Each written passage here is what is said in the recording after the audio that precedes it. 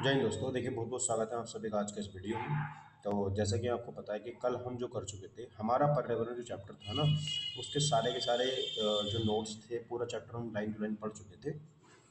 तो आज की जो ये हमारी वीडियो होने वाली है, इस वीडियो में हम उस चैप्टर से बनने वाले इंपॉर्टेंट क्वेश्चन जो आपके बोर्ड एग्जाम के लिए बहुत इंपॉर्टेंट होंगे, वो डिस्कस करने वाले हैं। तो बने रहिएगा आज की इस वीडियो में। तो देखेंगे, ऑब्जेक्टिव टाइप क्वेश्चंस हैं हमारे ये वाले, इनमें देखेंगे। तो यहाँ पर हमें सबसे पहले मैं ऑब्जेक्टिव कराऊंगा आपको, फिर मैं आपको शॉर्ट कराऊंगा, फिर मैं आपको लॉन्ग करवाऊंगा। ठीक है, तो देखेंगे पर्यावरण क्या होता है। सबसे पहला क्वेश्चन हमारा ये आता है, ये पर्यावरण क्या है। तो क्या केवल वायु पर्यावरण होता है? जी नहीं सर। और केवल जल पर्यावरण होता है? जी नहीं। क्या केवल मिट्टी पर जो पर्यावरण होता है? नहीं। तो इसका सही आंसर होगा, हमारे चारों ओर की सभी जीवित व निर्जीव वस्तुएं जो होती हैं वो पर्यावरण होती हैं। ठीक है। नेक्स्ट क्वेश्चन देखेंगे, पारितंत्र के मुख्य घटक कौन कौन से होते हैं। तो पारितंत्र के मुख्य घटक हमारे यहाँ पर जैविक घटक भी होते हैं और अजैविक घटक भी होते हैं। ये मैंने कल आपको बताया था। तो इसका सही आंसर हो जाएगा ऑप्शन नंबर बी, जैविक और अजैविक घटक दोनों जो होते हैं वो हमारे पर्यावरण के घटक होते हैं। आगे देखेंगे, खाद्य श्रृंखला की शुरुआत किससे होती है। तो खाद्य श्रृंखला की उत्पाद हमेशा प्रोड्यूसर से होती है, जो खाना बनाने में काम आते हैं, जो खाना बनाते हैं ना। तो वो पेड़ पौधे होते हैं, कुछ बैक्टीरिया होते हैं। तो खाद्य श्रृंखला की शुरुआत होती है वो हमारी उत्पादकों से होती है। ठीक है, ना उपभोक्ताओं से होती है, ना अपघटकों से होती है, ना ही घास से होती है। बात समझ में आई आपको इतनी? ठीक है सर।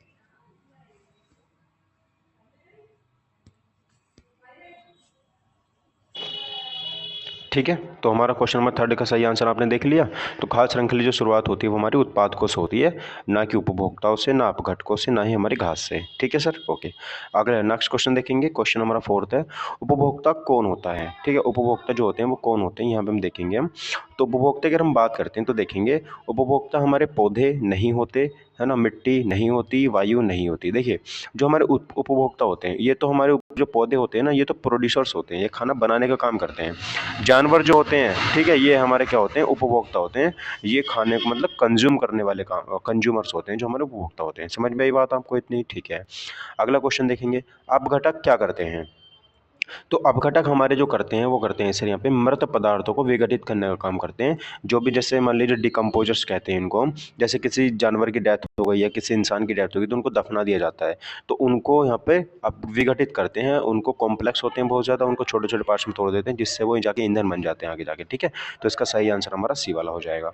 ओजोन परत कहाँ स्थित होती है। तो इसका A1 लाइन में आंसर हम ध्यान रखेंगे, समताप मंडल में हमारी ओजोन परत होती है। इसको हम यहाँ पे याद रखेंगे बहुत अच्छे तरीके से। बात समझ में आई आपको इतनी? ठीक है सर। आगे देखेंगे, ओजोन परत का काम क्या होता है। तो जो हमारी ओजोन लेयर होती है, तो जो मैंने आपको बताया था, जो हमारी सन होता है ना, यहाँ पे हमारा सन होता है, और सन से हमारी परावैंगनी किरणें आती हैं। उन परावैंगनी किरणों को समताप मंडल कुछ को यहाँ पे रिफ्लेक्ट कर देता है ऊपर की तरफ, है ना। तो ये हमारी ओजोन लेयर होती है इस तरीके से। तो ओजोन लेयर का काम क्या होता है, हानिकारक जो हमारे परावैंगनी किरणों को रक्षा करने का काम करती है ये हमारी बॉडी को। ठीक है, ध्यान रखेंगे। पारिस्थितिकी संतुलन किससे बिगड़ता है। तो जो तंत्र है हमारा वो किससे बिगड़ जाता है। तो ना तो सूरज के प्रकाश से बिगड़ता है, ना हवा से बिगड़ता है, ना जल से बिगड़ता है। ये बिगड़ता है मानव गतिविधियों से, जो हमारे ह्यूमंस की गतिविधियां होती है ना, उनसे हमारा पारिस्थितिक का संतुलन बिगड़ जाता है। समझ में आया था आपको इतनी? ठीक है।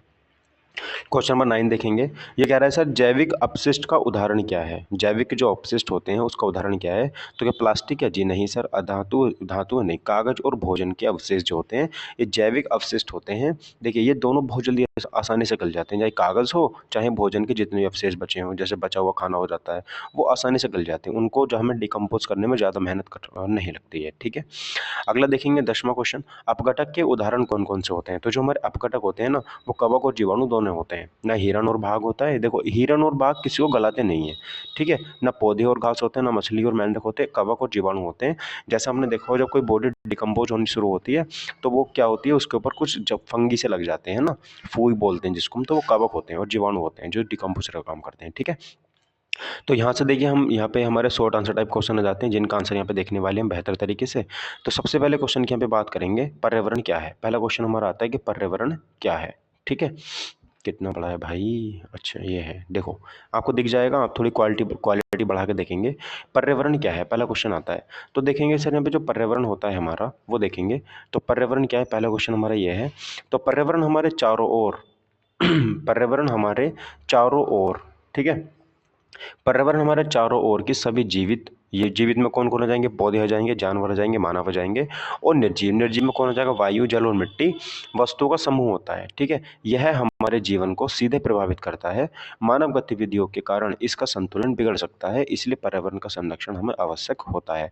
तो ह्यूमंस की जो गतिविधि होती है, जो हमारी गतिविधियां होती हैं, उन्हीं की वजह से इसका संतुलन बिगड़ता है। सेकंड क्वेश्चन देखते हैं सर। ये आपको नोट नोट कर लेने हैं अपनी कॉपी में, एग्जाम टाइम पे आपके यही काम आएंगे। अगर आपके, जैसे मुझे पक्का पता है कि आपके स्कूल में सिलेबस अभी कंप्लीट नहीं हुआ होगा, है ना, तो ये चैप्टर मुश्किल से ही कोई आप करवा पाएगा, कह देगा घर से पढ़ लेना। तो इन क्वेश्चंस को ना आप नोट कर लो अपनी कॉपी में। ये ऐसी लाइन टू लाइन मैंने बहुत अच्छे से क्वेश्चन का आंसर निकाला हुआ है। ठीक है, इंपॉर्टेंट क्वेश्चंस भी हैं। देखो, अगला क्वेश्चन आता है सर हमारा, पारितंत्र क्या होता है?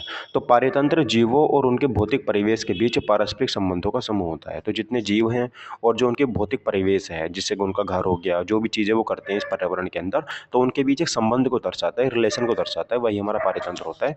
इसमें उत्पादक, उपभोक्ता और अपघटक शामिल होते हैं। ठीक है, इसमें हमारा प्रोड्यूसर भी होता है, कंज्यूमर भी होता है और डिकम्पोजर भी होता है, तीनों इसमें शामिल होते हैं। सभी घटक मिलकर ऊर्जा का प्रवाह और पोषक तत्वों का चक्र बनाए रखते हैं। ठीक है, तो सारे घटक इसमें जरूरी होते हैं, ये बात आपको यहाँ पे याद रखनी है।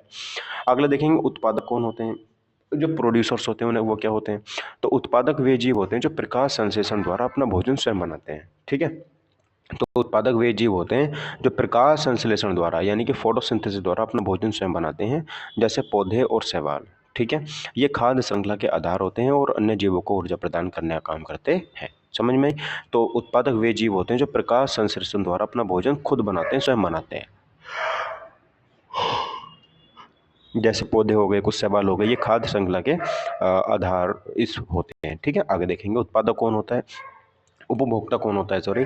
तो उपभोक्ता की बात करेंगे तो उपभोक्ता वे जीव हैं जो अपना भोजन दूसरों से प्राप्त करते हैं। इन्हें शाकाहारी, मांसाहारी और सर्वाहारी में बांटा जाता है। ठीक है, उदाहरण के लिए जैसे हिरन शाकाहारी हो गया, शेर मांसाहारी हो गया और मनुष्य हमारा सर्वाहारी हो गया। ठीक है, तो ये उपभोक्ता होते हैं जो कंज्यूमर्स होते हैं, जो ग्रहण करते हैं चीज़ों को। शाकाहारी भी हो सकते हैं, मांसाहारी भी हो सकते हैं और सर्वाहारी भी हो सकते हैं। ठीक है सर, ओके। आगे देखेंगे सर, यहाँ पे हमारा अगला क्वेश्चन क्या कह रहा है। तो अगला क्वेश्चन देखेंगे, अपघटक क्या होता है। तो अपघटक का मैंने आपको बताया था, डिकम्पोजर होते हैं ये। ठीक है, तो अपघटक हमारे वे जीव होते हैं जो मृत पौधों और जानवरों को विघटित करके पोषक तत्व मिट्टी में वापस लौटाते हैं। तो जितने पोषक तत्व वो सारे के सारे मिट्टी में क्या करते हैं, वापस लौटा देते हैं। इससे मिट्टी उपजाऊ बनती है। उदाहरण के लिए जैसे कवक और जीवाणु, ये हमारे होते हैं अपघटक। ठीक है सर, हाँ। तो ये मिट्टी को मतलब जैसे मान लीजिए किसी जानवर को हमने मिट्टी में दफनाया, तो ये कवक क्या ये जो हमारे होते हैं, क्या करते हैं, ये हमारे जो अपघटक होते हैं उसको इतने छोटे छोटे पार्ट्स में डिवाइड करते हैं, मिट्टी में मिल जाता है वो, और वापस में जाकर के वो ईंधन बन जाता है। ये काम करते हैं हमारे कवक और जीवाणु। ठीक है सर, आगे देखेंगे। नेक्स्ट क्वेश्चन हमारा, खाद्य श्रृंखला क्या होती है।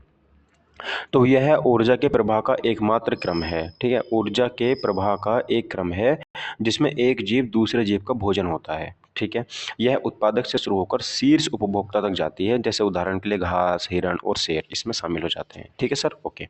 तो खाद्य श्रृंखला समझ में आ गई। तो एक, यह ऊर्जा के प्रवाह का एक क्रम है, क्रम जो एक जीव से शुरू होती है, फिर बहुत लंबी जाती है, दूसरे जीव तक जाती है। तो पहला जीव दूसरे का भोजन, दूसरा जीव तीसरे का भोजन, तीसरा जीव चौथे का भोजन, इस तरीके से होता है। ठीक है, ये खाद्य श्रृंखला होती है। खाद्य जाल क्या होता है। तो खाद्य जाल देखेंगे, जब कोई खाद्य श्रृंखला आपस में जुड़ी होती है तो उसे खाद्य जाल कहते हैं। यह प्रकृति में जीवों के बीच जटिल संबंध दर्शाती है। यह पारितंत्र को स्थिर बनाए रखती है। ठीक है, ये बात आपको यहाँ पे याद रखनी है, तो इंपॉर्टेंट है ये भी बहुत ज़्यादा।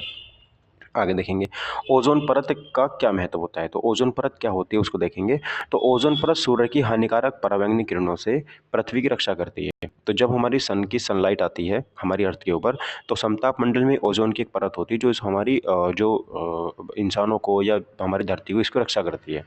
यदि ये न हो तो त्वचा रोग और पौधों को क्षति बढ़ जाएगी। समताप मंडल में स्थित होती है, तो हमें इससे बहुत दिक्कत होनी शुरू हो जाएगी। ठीक है, आगे देखेंगे, प्लास्टिक क्यों हानिकारक होती है। प्लास्टिक का रीज़न क्या होता है कि हमें इतनी हानिकारक होती है वो। तो प्लास्टिक अपघटित नहीं होती। इसका कारण क्या है, प्लास्टिक जो होती है वो अपघटित नहीं होती और पर्यावरण में लंबे समय तक बनी रहती है। ठीक है, बहुत लंबे टाइम तक रहती है।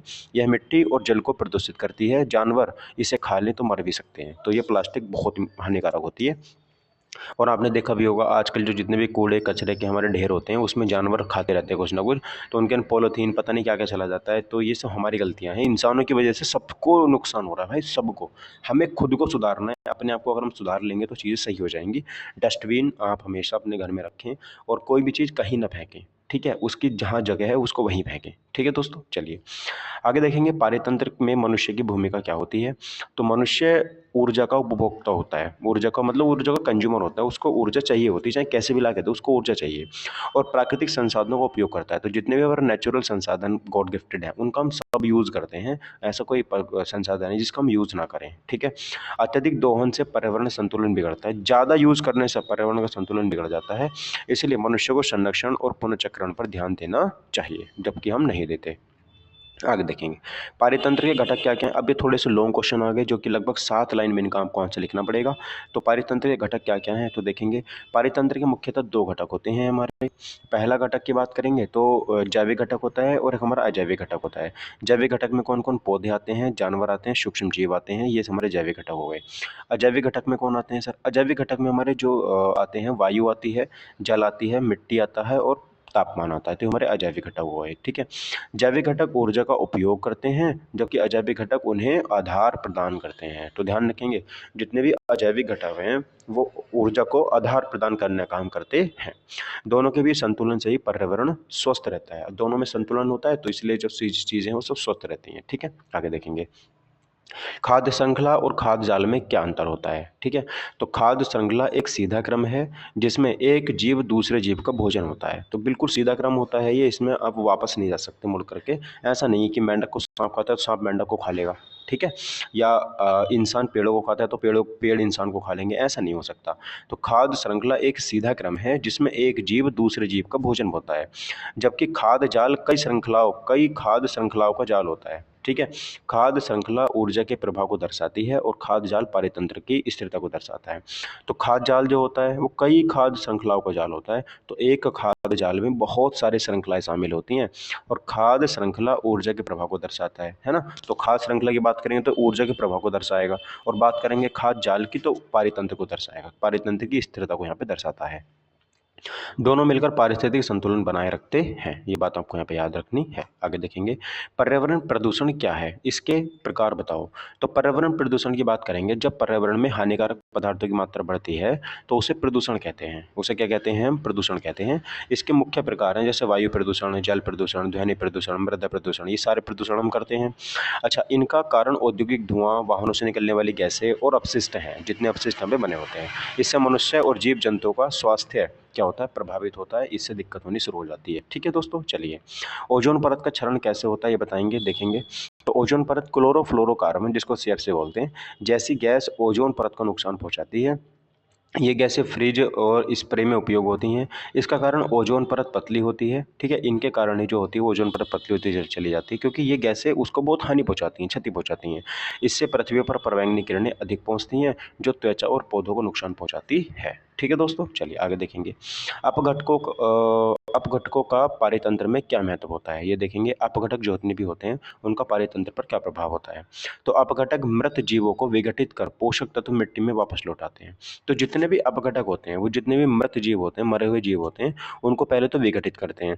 विघटित करने के बाद जो पोषक तत्व वो मिट्टी में मिला देते हैं, ठीक है, जिससे मिट्टी ज़्यादा उपजाऊ हो जाती है। और भी इससे मिट्टी क्या होती है? उपजाऊ बनती है और पौधों का पोषण अच्छा होता है। तो उनको पोषण अच्छा मिलेगा तो सर चीज़ें ज़्यादा अच्छी होंगी। फिर इनके बिना पारितंत्र में अपशिष्ट भर जाता है, जो ऊर्जा चक्र रुक जाता है, जिससे क्या होता है? ऊर्जा का जो चक्र है वो रुक जाता है, ठीक है। इसलिए ये पारिस्थितिक संतुलन बनाए रखने में आवश्यक होते हैं। समझ में ये बात आपको? ठीक है।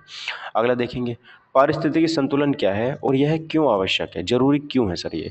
तो जब जीवों और पर्यावरणीय घटकों के बीच संतुलित संबंध रहता है तो पारिस्थितिकी संतुलन कहते हैं उसको हम। यानी कि जीव जो है हमारे सारे के सारे जीव और पर्यावरण जो घटक हैं हमारे, है ना, उनके बीच में संतुलन बना रहता है तो उसे पारिस्थितिकी संतुलन कहते हैं।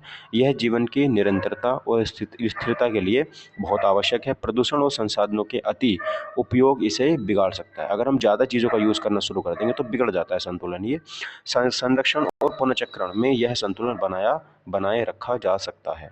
तो संरक्षण कर सकते हैं और पुनर्चक्रण यानी कि रिसाइकलिंग करके, ठीक है, चीज़ों को हम ये चक्रण सुधार के रख सकते हैं।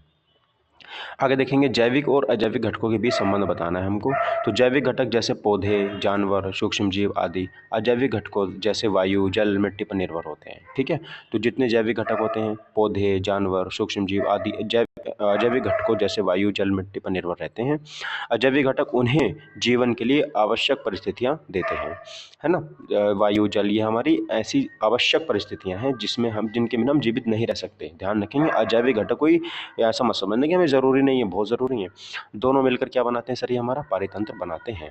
एक में परिवर्तन होने पर दूसरे पर प्रभाव पड़ता है। ठीक है, चलिए आगे देखेंगे। मानव गतिविधियां पर्यावरण को कैसे प्रभावित करती हैं। तो जो हमारी ह्यूमन की गतिविधियां होती हैं वो कैसे प्रभावित करती हैं। तो मनुष्य वनों की कटाई, प्रदूषण और औद्योगिक अपशिष्ट द्वारा पर्यावरण को नुकसान पहुंचाता है। ठीक है, इससे वायु और जल प्रदूषण क्या होता है भाई, बढ़ता है। प्राकृतिक संसाधनों का अत्यधिक उपयोग भी संतुलन को बिगाड़ता है। इसलिए मानव को जिम्मेदारी से पर्यावरण संरक्षण करना चाहिए। समझ में आई बात आपको इतनी, ठीक है। आगे देखेंगे अवशिष्ट प्रबंधन क्या है और यह क्यों आवश्यक होता है। तो अवशिष्ट प्रबंधन क्या होता है और ये हमें ज़रूरी क्यों है हमारे लिए। अवशिष्ट प्रबंधन का अर्थ है कचरे को एकत्र करना। तो जितने भी हमारा अवशिष्ट हमारा प्रबंधन है उसका अर्थ क्या होता है, कचरे को इकट्ठा करके रखना, अलग करना और पुनर्चक्रण कर देना उसका। पहले इकट्ठा करना है कचरे को, फिर हमें उस कचरे को अलग कर देना है। अलग करना है मतलब गीला कचरा अलग, प्लास्टिक अलग, सब चीज़ें अलग अलग कर देनी है। फिर उनको रिसाइकिल कर देना है। ठीक है, जो ऑटोमेटिकली गल सकता है उसको ऑटोमेटिकली डिकम्पोज कर दो। ठीक है, इससे प्रदूषण कम होगा और संसाधनों की हमारी बचत होगी। जैविक और अजैविक कचरे को अलग अलग निपटाना चाहिए और यह स्वच्छता और पर्यावरण की रक्षा दोनों के लिए बहुत ज़रूरी होता है। आगे देखेंगे हम पर्यावरण संरक्षण के लिए क्या कदम उठा सकते हैं। तो पेड़ लगाएं ज़्यादा से ज़्यादा, प्लास्टिक का उपयोग कम से कम करें, पुनर्चक्रण को अपनाना चाहिए हमें, जल, बिजली और संसाधनों की बचत करनी चाहिए। जनगणना और पर्यावरण शिक्षा से लोगों को जागरूक किया जा सकता है और यही हमारे भविष्य की सुरक्षा का रास्ता हो सकता है। अदरवाइज ख़त्म तो हम हैं ही। ठीक है, कुछ नहीं होने वाला गाइज हमारा, क्योंकि आने वाले टाइम पर इंसान बिल्कुल ख़त्म हो जाएगा। क्योंकि जैसे हम काम कर रहे हैं वैसे काम इस धरती पर कोई नहीं कर रहा, कोई प्रजाति नहीं कर रही, कोई भी प्रजाति नहीं कर रही सिवाय इंसान की। तो दोस्तों ये मैंने आपको क्वेश्चन आंसर भी करा दिए इस क्वेश्चन के। अगर आप इस चैप्टर से कुछ और उम्मीद रखते हैं कि इस टॉपिक पर दोबारा से वीडियो बनाई जाए और मुझे वो भी बताना कि सर ये टॉपिक हमें समझ में नहीं, इससे एक वीडियो सेपरेट बना दो। और अगर आप ट्यूशन चाहते हैं, ट्यूशन तो आपको 500 की नॉमिनल फीस पर मंथ की फीस पर आपको ट्यूशन भी मिल जा रहा है। कोचिंग सेंटर पर आप आ जाइए और ऑनलाइन भी आप ये क्लास ले सकते हैं। ठीक है, लाइव बिल्कुल, जैसे मैं अभी सामने बच्चों को पढ़ाता हूँ, जैसे उनको समझाता हूँ वैसे मैं आपको समझाऊंगा। तो आप पर मंथ के हिसाब से 500 की फीस भी पे करके ट्यूशन ले सकते हैं। ठीक है दोस्तों, चलिए जय हिंद, वंदे मातरम।